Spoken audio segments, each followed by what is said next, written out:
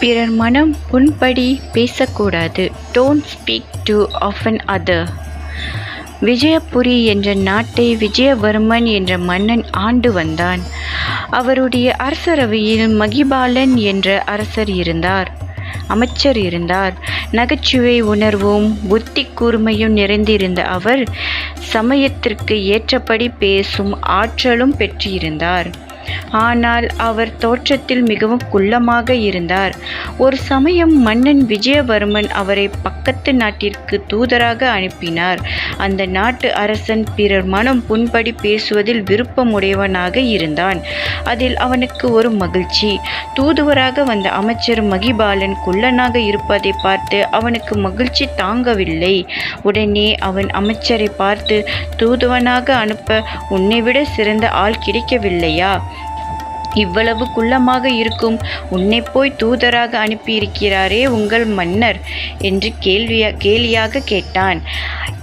இந்த பேச்சை கேட்டு அமைச்சர் மகிபாலனுக்கு கோபம் தலைக்கேறியது. தான் இருக்கும் சூழ்நிலையை அறிந்து கோபத்தை அடக்கி கொண்டார். உடனே அவர் அரசரை பார்த்து, அரசே, எங்கள் நாட்டில் பருமிதம் தோற்றமுடையவர்கள் பல பேர் இருக்கிறார்கள். அவர்கள் உருவத்தை பார்த்தால் அனைவருக்கும் ஆச்சரியப்பட்டு போவார்கள். அவர்கள் எழுந்தால் அவர்களின் தலை சூரியனை மறைக்கும். ஒரு அடி வைத்தால் 1 கிலோமீட்டர் தூரம் போவார்கள் என்றார். இதை கேட்ட அந்த அரசன், அப்படிப்பட்டவர்கள் உங்கள் நாட்டில் இருந்தால் உன்னை போன்ற ஒரு குள்ளனை ஏன் தூதுவனாக இங்கு அனுப்பி வைத்தார்கள் என்று கேட்டான்.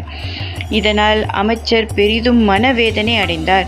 உடனே அவர், அரசே, எங்கள் நாட்டிற்கு ஒரு வழக்கம் உண்டு. அந்த வழக்கத்திற்கு ஏற்ப என்னை இங்கே தூதுவனாக அனுப்பியுள்ளார்கள் என்றார். உங்கள் நாட்டு வழக்கம்தான் என்ன என்று குத்தலாக கேட்டான் அரசன். உடனே அமைச்சர் பின் வருமாறு பதிலளித்தார். அரசே, ஒவ்வொரு நாட்டின் இயல்புகளுக்கு ஏற்றபடியே தூதுவர்கள் அனுப்புவது எங்களது மன்னரின் வழக்கம். அறிவு உள்ள அரசர் ஆளும் நாட்டிற்கு அறிவுள்ள தூதர்களை அனுப்புவார். முட்டாளான அரசர் ஆளும் நாட்டிற்கு முட்டாள்களை அனுப்புவார்.